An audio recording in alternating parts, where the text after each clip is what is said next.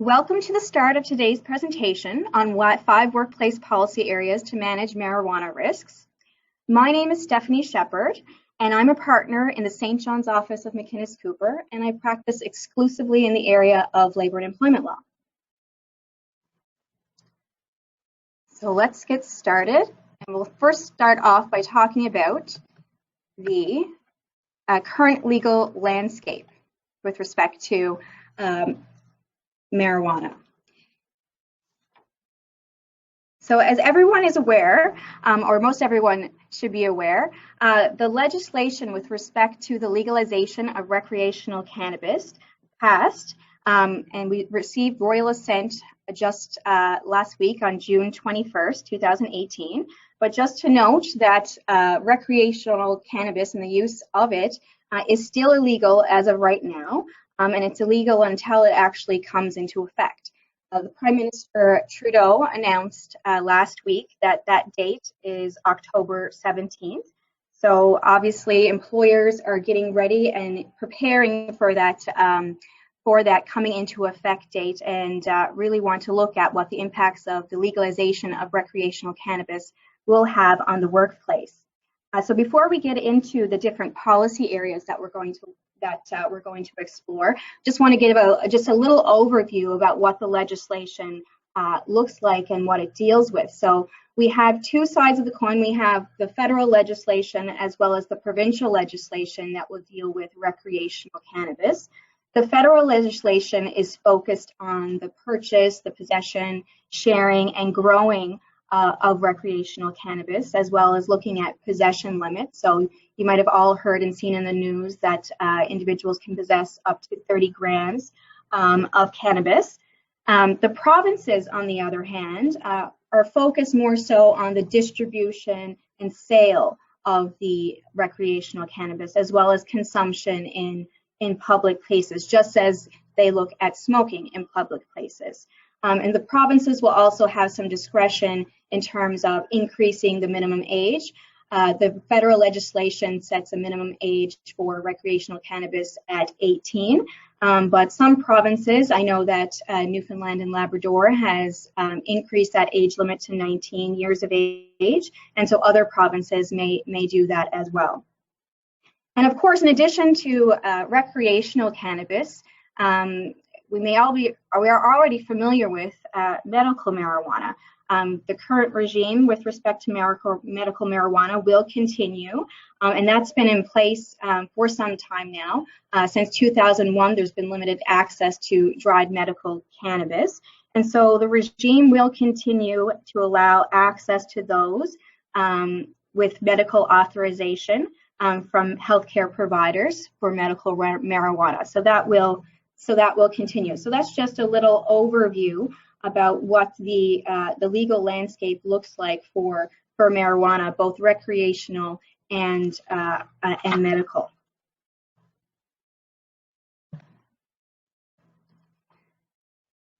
So as October 17th looms nearer, employers are really feeling the heat to prepare their workplaces for the implications of the legalization of recreational cannabis use. But I just want to remind everyone that, as I mentioned, medical marijuana has been in place since about 2001. So it's something that you're already dealing with or likely have already dealt with in the workplace. It's already been a burning issue with medically authorized marijuana. So I guess my first point and message to you is don't panic. You've already been dealing with this, and to some extent, recreational marijuana will be similar in some respects to how you've dealt with alcohol. Obviously, there's some additional challenges with marijuana, and we'll get into those in just a little bit. But the legalization of recreational marijuana, it does not mean that employees can get high at work. Impaired is impaired. It doesn't mean that your employees can go out on their breaks and smoke up, if you will, a joint and come back to the workplace impaired. So impaired is impaired, whether it's by drugs or if it's alcohol, And the important point is that employers can set rules just like they do for alcohol in the workplace. And I think that where a lot of employers are feeling a little bit nervous about the legalization of recreational marijuana is that we really don't know at this point how many people are going to be starting to use marijuana as a result of the legalization of recreational marijuana, and how much bigger or increased of a problem on-the-job intoxication will be. So I think it's really up in the air and what that's going to look like. But I think, you know, just to remind everyone that there's already a lot of marijuana use in Canada already. It is actually among the highest in the world in terms of users of marijuana. And we have seen with medical marijuana that there has been a growing number of individuals that have gotten medical authorizations for marijuana for medical purposes. And actually, between the end of April 2017, just to give you a little statistic, from the end of April 2017 and the end of December 2017, the number of active client registrations for cannabis for medical purposes with licensed producers actually grew by about 54%. So it's something that's already out there. It's something that you've probably already been dealing with. It really remains to be seen how this is going to impact on the workplace in terms of any increase of intoxication on the job.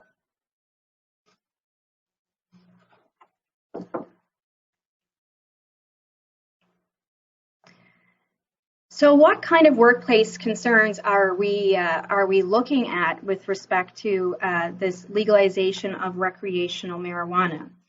Most people are familiar with the stereotypical effects of marijuana, of, you know, an increased appetite, or otherwise known as the munchies, if you will, or getting the nonstop giggles. But there are legitimate concerns for employers in terms of effects on safety, on performance, as well as on attendance. And those concerns arise from the impacts that we do know about with respect to marijuana, of slowed response time, impaired thinking, judgment, coordination, memory, as well as some people get impacted in terms of a distortion in time. So there are legitimate concerns for employers to be concerned about. And in my view, I think the biggest issue that we're looking at with respect to cannabis or marijuana is residual impairment. And we really don't know at this point. The science has not advanced to a stage in where we can say to a degree of certainty that after a certain point in time, someone is no longer impaired by the effects of cannabis. We've had one recent case that we dealt with in which various different experts testified in a labor arbitration hearing, and the evidence at that hearing was that impairment can be up to 24 hours later after an individual has consumed or ingested marijuana. So that's particularly troubling for those that work in a safety-sensitive workplace, environment, or position. So I think that the residual impairment issue, and in the absence of any scientific advances to be able to detect present impairment, it's going to be potentially a tough road ahead for employers in terms of managing this issue and residual impairment. And we all know from our experience with alcohol what it looks like when someone's impaired by alcohol. It's relatively easy to tell, and it's not always that easy when you have someone that has consumed marijuana or cannabis, if you will. So it's not always as easy to detect impairment. So that's going to be another concern of employers, and it's really going to require employers to be vigilant going forward. So today we're going to look at 5 different policy areas that you want to look at when you're reviewing your workplace policies to determine which ones you need to revise to address the legalization of recreational marijuana. So you want to review, update, and revise those policies. And if you don't have them already, get them. So the first area that we're going to look at is the definition of drug in your workplace policies. Secondly, we're going to look at workplace usage policies, impairment and testing policies, accommodation-related policies, and finally, we're going to look at scent policies, because it's not only the drug and alcohol policy that's going to be affected by the upcoming legalization of recreational marijuana. There are other policies that may come into play in your workplace, such as a scent policy.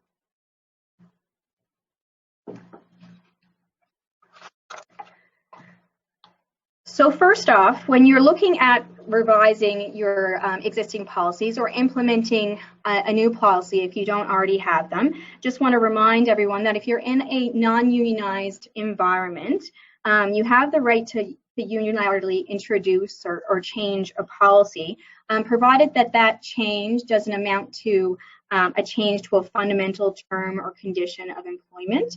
You may be familiar with the concept of constructive dismissal. And if it is a fundamental change to a term or condition of employment, that an employee may be able to claim that they've been constructively dismissed by that change. I don't think it's likely that the introduction, or the proper introduction, I should say, of a policy dealing with cannabis or drug and alcohol, or a drug and alcohol policy more broadly, is going to amount to a fundamental change, but it's just to remind employers to be cautious in drafting and be mindful of that. And when you're looking at a unionized environment, in that context, there are tests that arbitrators look at in terms of the proper introduction of by employers of unilateral policies. So of course, they can't be inconsistent with the collective agreement. They can't be unreasonable, and those policies have to be clear and unequivocal. Notice has to be provided to the employees of their expectations and what the employer actually expects of them. And obviously, they also have to be advised of what the consequences of any breach of that policy would be. As well as consistent enforcement has to be at play with respect to a policy in order for an arbitrator to determine that that is reasonable and to be able to rely on it as an employer. Okay, so let's look at the definition of drug in your workplace policy. Many policies many policies out there today refer to illegal or illicit drugs, and they often include marijuana expressly in that definition, associated with that illegal or illicit concept. So obviously, with the legalization of recreational marijuana, you're going to have to update the status of marijuana in your policy. And it's also important that you distinguish between medically authorized marijuana and recreational marijuana, because there is a difference. It does matter. And we'll talk about that a little bit more when we talk about accommodation. But just to point out at this stage that recreational marijuana and the use of that does not trigger a duty to accommodate. You don't have to accommodate an employee's recreational use of marijuana. Whereas if you have a medical authorization for marijuana, that does trigger the duty to accommodate. So it is important to draw that distinction in your policies itself.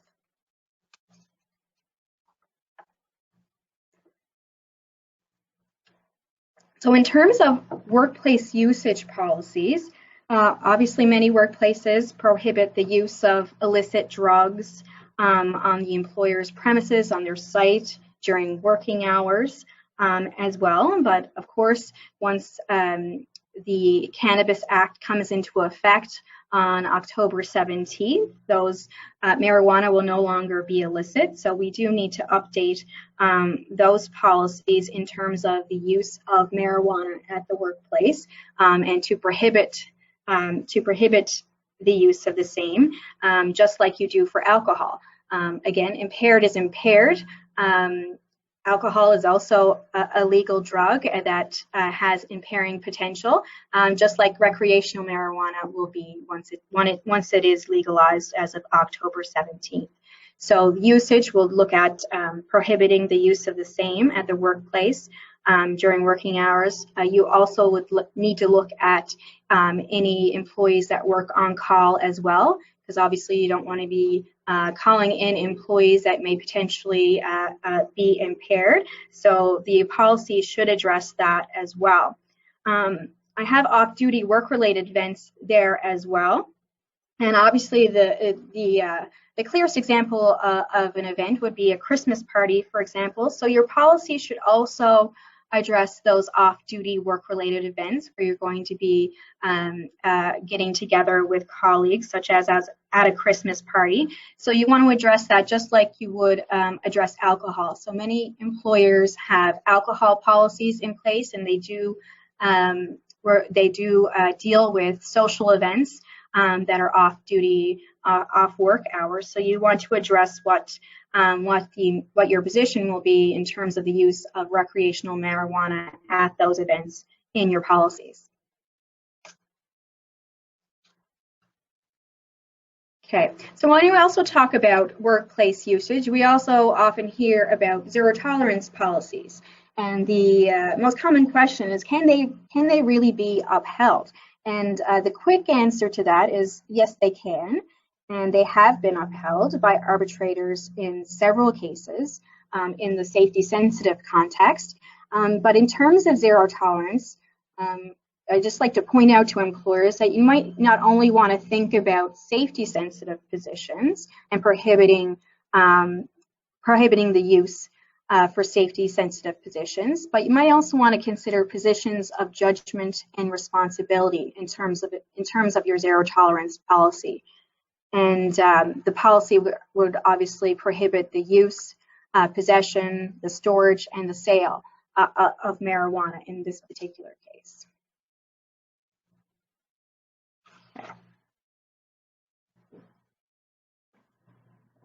So in terms of impairment and testing policies, generally speaking, a policy that deals with testing would apply for safety-sensitive workplaces.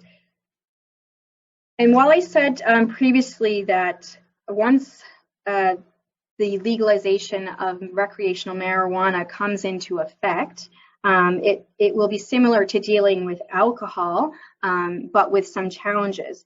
And those challenges, there's two major ones in my view. The first one is that there's a lack of a metric to measure impairment. So unlike alcohol, where there's an established intoxication metric of the blood alcohol concentration, there really is no similar metric for marijuana. The evidence is that someone can be a chronic user of marijuana and they can still have THC, which is the psychoactive metabolite in marijuana. They can still have that in their system for much longer than when they are impaired.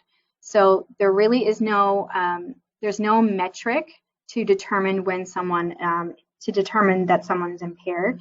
And there's also no testing method currently that measures present impairment. So unlike the breathalyzer test, which can clearly tell you that someone is impaired by alcohol, there really is no similar test at this stage right now to measure present impairment. So those are two of the major challenges that you're dealing with when you're dealing with marijuana or cannabis in terms of a testing policy.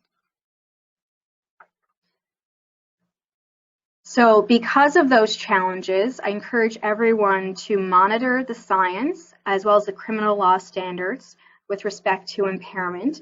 And because that the science is continuing to evolve and it hasn't really caught up yet in terms of being able to measure present impairment or giving us an exact number, there is no magic number at this stage to tell when someone's impaired.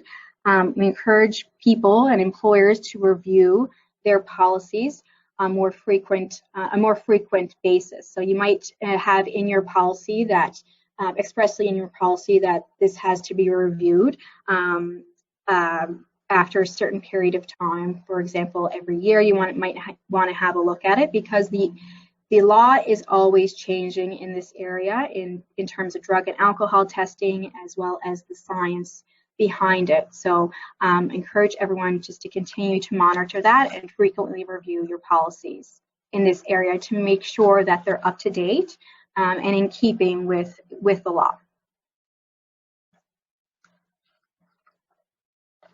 So what is the current status of grounds for testing that employers are permitted to test? And again, this is generally arising in the safety-sensitive context. We have pre-employment testing, and pre-employment testing, to be able to do that, you're looking at a dangerous workplace in addition to a safety-sensitive position. In terms of reasonable grounds, you're looking for indicators that someone is impaired by a substance. In this particular case, we're looking at marijuana, but it could also be any other drug or alcohol. So you want to look at indicators that someone's impaired and they're basically unable to work safely. Post-incident testing is another ground that employers may test. And that generally involves an employee that's directly involved in an incident. That has to be a significant incident involving actual damage or a near miss. And it has to be reasonably necessary to rule out impairment. So you can't just automatically test after an incident takes place. So you have to actually do an investigation and look at whether you can rule out impairment. And if you can't, that's when you can potentially go down the route of a post-incident test. In terms of return to work, that can be another basis in which employees may be tested, and that arises after an employee has attended treatment, and it's also part of a broader process in terms of assessing someone's return to work, and that is time limited. It can't go on indefinitely into the future. And then we also have mandatory random testing, and at the current stage, in terms of the case law, that's only applicable for alcohol. So the drug and alcohol testing, the case law, it hasn't permitted random drug testing at this stage. So mandatory random applies to alcohol only at this stage. And what you're looking at there is very limited circumstances in which you'd be able to do that. And we'll discuss that a little bit more in just a moment. But what we're looking at for mandatory random is a dangerous workplace on top of a safety-sensitive position. And then you also have to have reasonable cause or enhanced safety risks. And what the case law has looked at is what that means is a general problem with drug and alcohol. And so we'll talk a little bit more about that. But I just want to flag for everyone, and we'll talk about the Suncor decision, which many people may be aware of. It's quite newsworthy. It's been in the news for several years now. It's quite a saga. But we'll talk about a recent decision that actually just came down less than 2 weeks ago. And it may signal the opening up of the possibility of random drug testing in the workplace. So I just want to flag that for everyone right now. So what do we mean when we talk about a safety-sensitive position? What does that really mean? So I guess the basic definition is that you have an employee that's in a key and direct role in which their performance, if they're impaired by a substance, whether that be a drug or alcohol, their performance could be affected by the use of that, and that could result in a significant incident, a near miss, or failure to adequately respond to a significant incident, and it detrimentally affects the health, safety, or security of that employee, other people around them, property, the environment, or the employer's reputation. So what you want to look at in terms of determining whether a particular position is safety sensitive is the industry context in which that employee is working, the particular workplace, as well as the role of properly trained managers and supervisors and the workplace balances and checks. So, you know, when we have an employee that's up in a tower crane, it's pretty easy to say that that's a safety sensitive position, but it may not always be that clear cut. So you do want to have some analysis and consideration of the factors that go into what's a safety sensitive position, and you want to actually set out in your policy who is considered to be in a safety sensitive position. So in terms of the grounds for testing, there was a few grounds in terms of pre-employment as well as mandatory random alcohol testing, in which dangerous workplace was a specific criteria before that could be conducted. So a dangerous workplace is obviously determined on a case-by-case basis. You're looking at the particular workplace of the employer. It doesn't have to be their entire operations. It's this particular site at issue that you're dealing with. So some cases have found, and these are just some examples of where, in this case, arbitrators have found in the labor and relations context, unionized context, a pulp and paper mill has been found to be a dangerous workplace, a public transit company, as well as an oil sands operation. So going back to the Suncor case, that's an oil sands operation, so that's considered to be a dangerous workplace. Obviously, there are others as well, but those were just a few examples of cases where arbitrators have found particular sites to be dangerous workplaces. So when we talk about reasonable grounds for testing, I indicated that we're looking for indicators that someone might be impaired and they're unable to work safely. So sometimes one indicator can be enough. And I recently myself had a case in a safety sensitive work environment where 3 employees were actually found in the vicinity of suspected drugs. The drug was actually methamphetamine and confirmed to be such later on. And the arbitrator found that the presence of the employees in the vicinity of those drugs, without any other indicator in terms of impairment, that was enough to ground a reasonable grounds test. And he actually referred to it as elementary common sense, quote unquote, that was a reasonable ground for testing. So I say one might be enough, and there have been cases, just like I said, where it can be, but having multiple indicators that someone is impaired is obviously better and further supports your determination that a reasonable grounds test is warranted. So you want to get a second opinion from another manager or supervisor. It's always best to have more than one person directly observing that individual firsthand to determine whether they're showing signs of impairment. Record your observations, write them down. That's always better than going on your recollection later after the fact. Record them at the time, and also give the employee an opportunity to explain. So don't jump to a conclusion that someone might be impaired. You want to actually consider and do your investigation and analysis. Get someone else on board to help you make that determination. You want to request a test after the fact. And don't let the employee go back to performing safety sensitive duties until you've made your determination. And don't rely on someone else's report. Again, you want to have that firsthand observation yourself, get your own investigation done.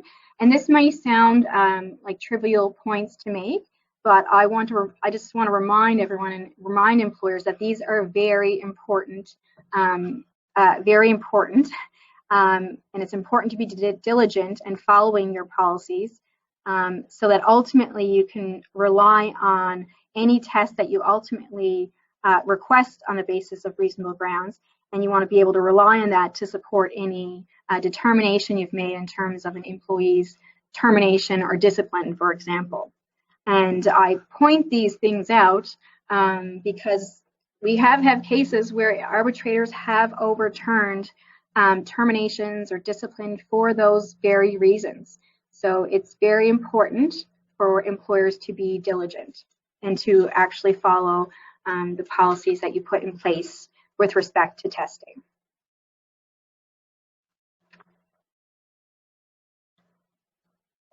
So in terms of post-incident testing, again, as I said, it's done to rule out, it's done where you can't rule out impairment as a possible factor. But again, you can't automatically just request a test of an employee as soon as there's an incident in your workplace. It has to be reasonably necessary to rule out impairment. And so you need to do an investigation, document any possible substance indicators, record your observations, and again, just like with reasonable grounds testing, you want to give the employee an opportunity to explain before you actually make that request. And again, you don't test everyone, every possible individual. You want to test those that were directly involved or connected to the incident or the near miss or accident, if you will.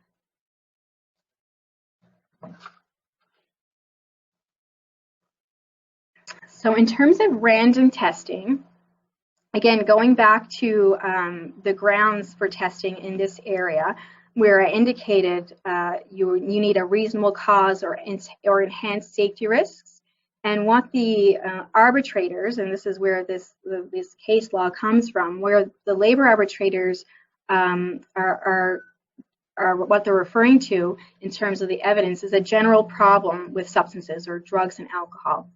So what they're looking at is, other non-random testing results that you might have in the workplace that have already been done, whether there's presence of drug paraphernalia and alcohol containers in the workplace, whether there's been any seizures of drugs and alcohol. You also want to look more broadly outside of the workplace as well in terms of the broader community and whether there's a problem or a known substance use problem in the community or other work sites as well that are similar to yours. You want to look at off-duty conduct of employees that may involve a problem with substances. The disclosure of substance abuse problems can actually be used as evidence of a problem with substances, as well as looking at employees who are in the media with respect to substance use in their communities, as well as law enforcement of ongoing substance problems in surrounding communities. So all of this to say that you look in your own workplace to determine whether there is some evidence of a general problem with this stuff in terms of tests that have been conducted that employees have failed, whether even in the absence of that, whether you've found drug paraphernalia around empty beer bottles and whatnot, or if you've seized some drugs and alcohol. And then you also want to look more broadly in terms of the community and whether there's a known problem with substances in the community. All of this to say that, what's really going to amount to a general problem with alcohol or drugs in the workplace sufficient to justify random testing? And the answer to that is that there really is no clear test on what's sufficient to meet that criteria. What we do know is that it is a very high threshold, but again, there is no clear test. So that's just going back to the grounds for testing for random alcohol testing. It really is, a limited basis on which an employer can actually go down that road in terms of random alcohol testing. It is a high threshold, and it'll have to be looked at on a case-by-case basis. So I referred to the Suncor saga that you may have seen in the news, and it's been in the news recently as well. So just to give everyone a little bit more background in terms of this saga. So Suncor obviously has an oil sands operation out west. Workers work in safety sensitive jobs, as you can imagine. And in that particular work site, there was a pervasive issue with drug and alcohol use. And as you see there on the slide, between August 2013 and November 2017, so over a for a little over a 4-year period, there was 1,100 alcohol and drug-related security incidents. So, not insignificant number, as you can tell, incidents with respect to drugs and alcohol in the workplace. So what Suncor did, they implemented a random testing policy of drugs and alcohol, and that was implemented in 2012. The union, it was a unionized context there, so the union filed a grievance, and on the basis that it was an unreasonable invasion of the employees' privacy rights. So what happened in that decision? So what happened at the arbitration panel level at the first instance? The arbitration panel found that the benefits that would arise from random testing in terms of safety in the workplace were less than the harm caused by the privacy breach of the employees of the random testing. So they struck down Suncor's policy for random drug and alcohol testing. Suncor appealed that to the Alberta Court of Queen's Bench, so the trial division of the court in Alberta. And what the court said at that stage was that they actually found that the policy was okay, and that the arbitration panel actually made several errors, and those errors were associated with the arbitration board's consideration of the evidence of those safety risks in the workplace, so that evidence surrounding the problem with drugs and alcohol, and they made a number of errors in terms of their consideration of the test and what evidence they actually considered. And they were the arbitration panel was actually trying to limit it at looking at just the specific bargaining unit of employees that were grieving, whereas the court said, no, you can look at the broader work site, not just those unionized workers. So because of those errors, the Alberta Court of Queen's Bench remitted it to be determined by a new arbitration panel to consider those errors and make a new determination. The union appealed that to the Court of Appeal, and the Court of Appeal essentially confirmed the trial division's decision in that regard, and found that the arbitration panel decision was flawed with respect to the legal test that was used, as well as their unreasonable narrowing of the evidence in terms of the drug and alcohol problem in the workplace. So the Court of Appeal, while it didn't endorse random drug testing per se, it did say to send it back to a new arbitration to consider and determine whether the random testing program at Suncor was permissible as a reasonable safety measure. So as you can imagine, the union appealed that to the Supreme Court of Canada, and less than 2 weeks ago, on June 15th, 2018, the Supreme Court of Canada denied that application. So they denied the union's appeal to the Supreme Court of Canada. So what that means at this stage is that the consideration about random drug testing is going to be going back to a new arbitration panel in this case to consider whether that's going to be permissible. The Suncor's random drug testing program, whether that's going to be permissible. So again, we're awaiting that decision from that panel. So again, that's something else that I encourage employers to watch, because you will be seeing that in the news for sure. Okay, so let's talk a little bit about accommodation and policies with respect to cannabis in this regard. So obviously, employers have a legal duty to accommodate up to the point of undue hardship on the basis of various prohibited grounds of discrimination. When we're talking about cannabis or marijuana, what we're looking at here and what's triggering that duty is really a disability, if you will. So And we'll talk a little bit more about what that line is with respect to marijuana. But what we're looking really at here is balancing an employer's obligations under occupational health and safety legislation to ensure workplace safety with the human rights obligations of the employee, on the other hand, to accommodate their disabilities. And there's also privacy considerations on that side of the scale as well. So what's the line? So basically, an employer has the duty to accommodate dependents on drugs, and that can be on the basis of legal drugs or illegal drugs. So at this current moment in time, recreational marijuana is not currently legal. That doesn't come into effect until October 17th. So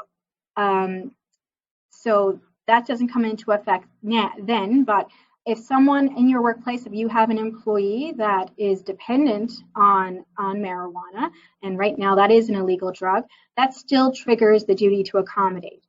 So dependents can trigger it, as well as medically prescribed or authorized drugs. So if someone has a medical authorization for marijuana, that will also trigger an employer's duty to accommodate.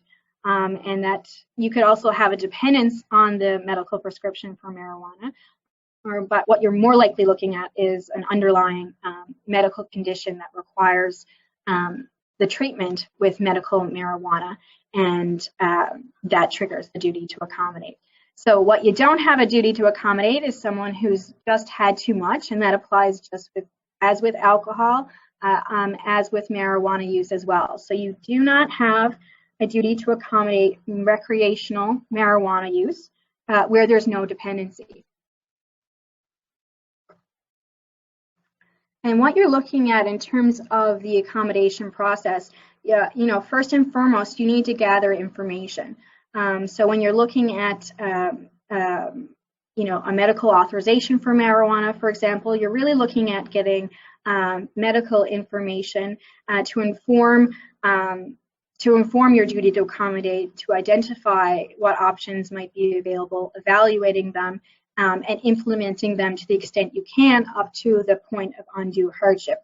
And we'll talk about undue hardship in just a little bit, but just want to flag for people that medical marijuana is a prescription, if you will, medical authorization for marijuana, and it really takes into account the same kind of considerations that you are dealing with respect to other prescriptions that you regularly deal with. So, for example, Dilaudid or OxyContin. So you do go through the same process.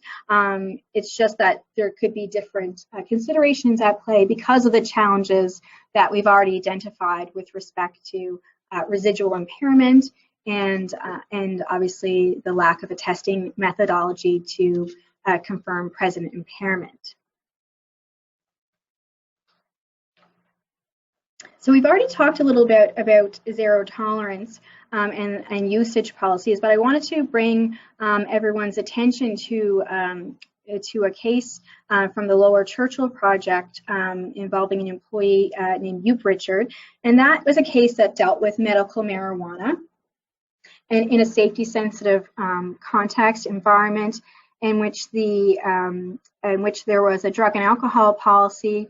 It was a zero tolerance policy that required employees to remain fit for duty while at camp and at work. Camp was actually, the camp where employees resided was actually considered part of the workplace, and employees had to be free from impairment due to alcohol and drugs. The employee that grieved in this particular case had a medical prescription for marijuana, but actually did not reveal as much until he was asked by his employer if he was smoking marijuana, and he admitted that he wouldn't pass a drug test. So in that particular case, the employee actually deliberately concealed his medical marijuana use. He was actually hiding his marijuana on the side of the highway and using it at night before going to do his shift the next day. So the employer terminated that individual for violating the policy, and the union grieved retrieve that termination on the basis that the policy was discriminatory because he was legally entitled to use medical marijuana. So what the arbitrator found in that particular case was that the employee had intentionally violated the policy, which was a bona fide occupational requirement. The policy was determined to be reasonable. So the arbitrator at the first instance actually upheld the employee's termination, despite the fact that he had a medical prescription for marijuana. The union appealed that decision to the trial division of the Newfoundland and Labrador Supreme Court. And although the court found that the arbitrator was reasonable, he found that the zero tolerance policy was reasonable, and that was upheld. And there was also a self-disclosure element to the policy that required employees to disclose any substance use that might impair their work performance and their safe performance of their work. But the trial division, the judge actually said the arbitrator was reasonable except for the penalty. So he actually remitted it back to the arbitrator to consider whether a lesser penalty other than termination could be imposed. So when it went back to arbitration, the arbitrator actually substituted a suspension and conditionally reinstated the employee after a return to work was conditional on whether the employer could actually accommodate. So the employee wasn't simply sent back to work, if you will, and put back on the job site. The parties were tasked with determining whether the employer could actually accommodate the employee. And we'll talk in just a moment about a case that actually considered whether you could actually accommodate someone with a medical marijuana prescription on that work site.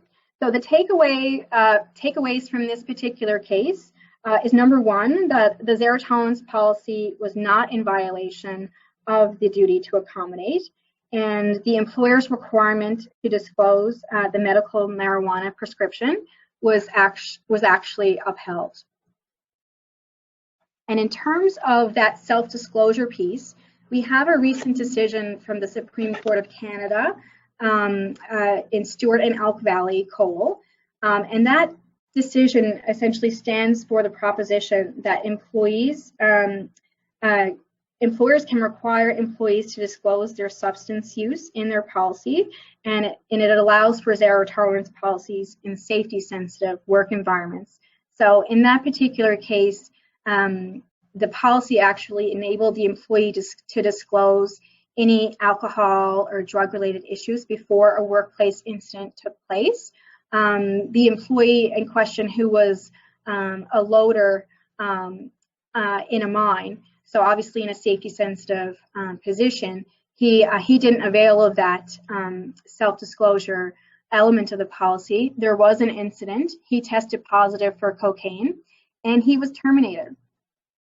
And he was terminated for breach of the policy because he hadn't disclosed his alleged drug dependency before the incident took place. So he filed a human rights complaint alleging discrimination on the basis of disability on his dependents. And what happened in that particular case, if you go through the different levels of court, from the Human Rights Tribunal all the way up to the Supreme Court of Canada, at the end of the day, the Supreme Court of Canada found that the tribunal's decision was reasonable, including the requirement to positively disclose any prescription or substance dependency that could affect their performance. So the termination was upheld for breach of the policy itself. So the takeaway at the end of the day from this case, as well as the Uprichard case, is that your policy as employers, it should require the positive disclosure in the safety sensitive context. It should require the positive disclosure of any substance use that could affect or impair performance.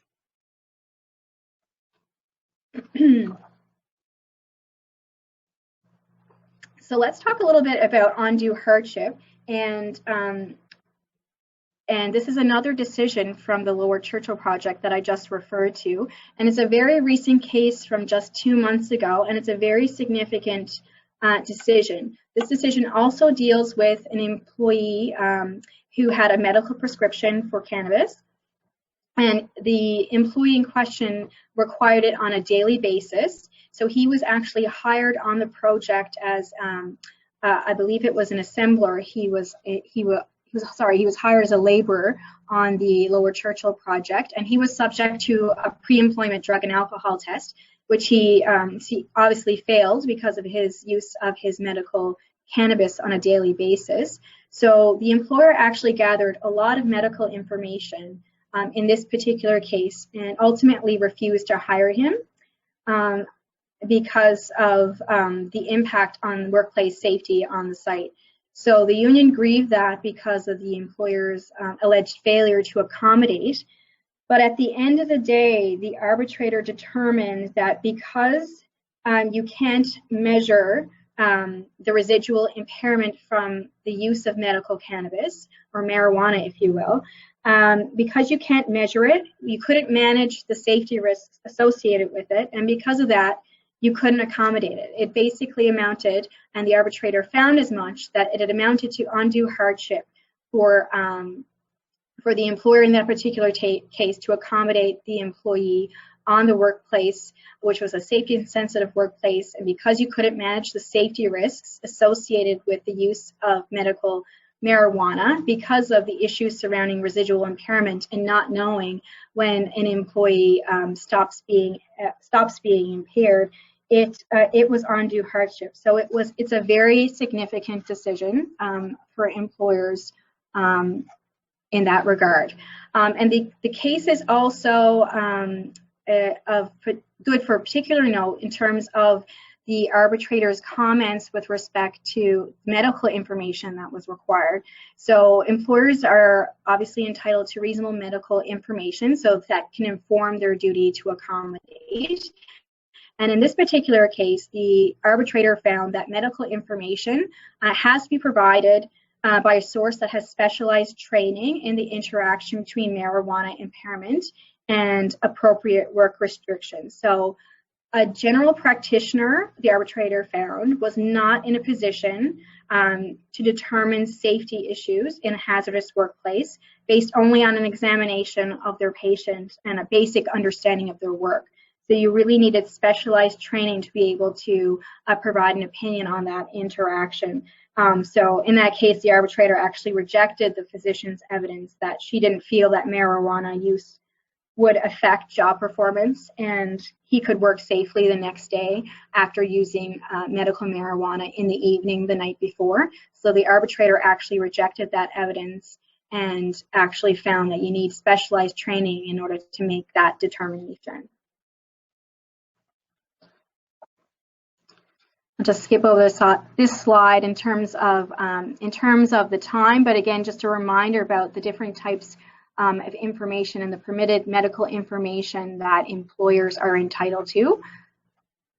And these are just some suggestions in terms of questions that you might ask an employee's physician if medical marijuana or otherwise comes across your desk, and I'll say that it likely will. So these are just some of the questions that you may look at asking the physician in terms of when they last saw the employee, the frequency of their visits, providing a list of all their medications, the doses, the frequency and the schedule, the opinion on whether that can be the type and dosage or timing can be changed, the impact on the impact of any restrictions on their ability to safely return to work. So these are just some examples of some questions that we recommend employers ask the employee's physician. And again, going back to the Tizard case, physician in the context of medical marijuana would be provided by someone that has specialized training and not just a general practitioner.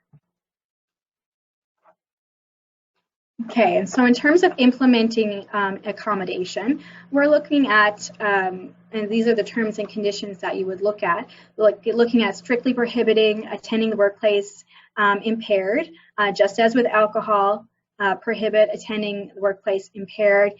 You can look at, in consultation with someone's physician, setting usage parameters for medical marijuana, so adhering to their dosage and the recommended schedule.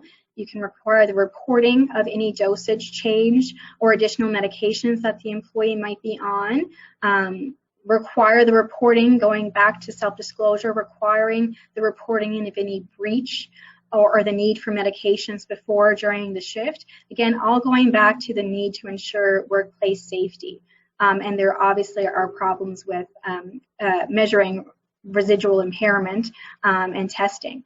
We also want to manage expectations. So you might want to look at considering whether someone can be moved to a less safety sensitive position or simply removed from duty altogether temporarily. You want to advise the employer will follow up periodically with the employee as well as the physician for future monitoring of dosages and medications. And you can also consider alternative testing methodologies if impairment is suspected.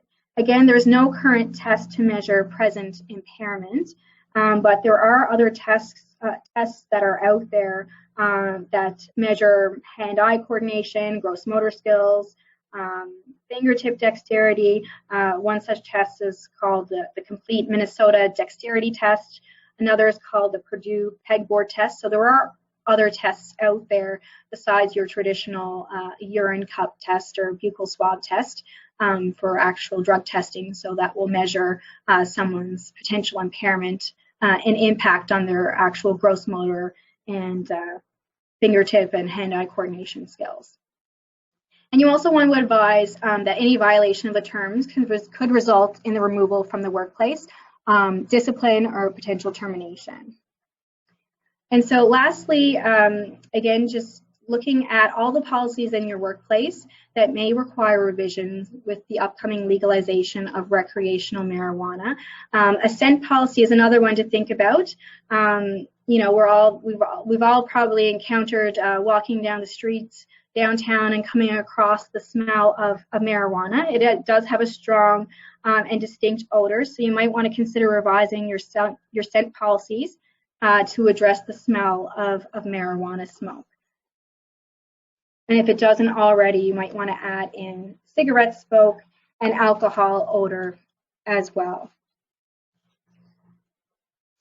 So we do have a couple of minutes, so I'll go ahead and take a few questions to the extent that we have time. So just a reminder, please be sure to type your questions into the question box in your control panel. And we do have one question there already, and that question asks, where are employers going to be most exposed? And I guess I would say to that, I guess the number one area, and just going back to what I just said in terms of residual impairment, one of the areas that the employers are most exposed is the science. Again, it simply hasn't caught up, and until we get to a point where we can say that someone is no longer impaired by marijuana, and we get to a point where we can detect present impairment, I think it's going to be difficult to manage for employers. There's also some safety gaps from an occupational health and safety perspective. Just in terms of the legislation, there are provisions, I know, in the Newfoundland legislation and in the Highway Traffic Act, that address zero tolerance for commercial drivers. But otherwise, the legislation is silent in terms of the impact of this legalization of recreational marijuana in the occupational health and safety context and in workplaces. And I think the other area that employers will need to focus on, and going back to my introductory comments, is that employers and managers and supervisors in particular, again, I think that they're going to have to be vigilant, and training of managers and supervisors will be key. You can't just draw up a policy and have a good policy on paper and just keep it on the shelf. You're going to need to train managers and supervisors to monitor for compliance and authorize them and empower them to discipline for breaches and impose appropriate discipline where necessary and consistent. So I think that that's all the questions that we have time for right now, and I hope that helps answer that question. If so, we didn't get any chance to answer any other questions. To the extent that there are any, feel free to reach out to address us directly, and you can do that at client.service@McInnesCooper.com. So again, just want to thank everyone for joining today's presentation. We do hope you enjoy it and enjoyed it. And for more information on any other upcoming seminars and webinars that we have like this, just please subscribe at our website, McInnesCooper.com. Thanks, everybody.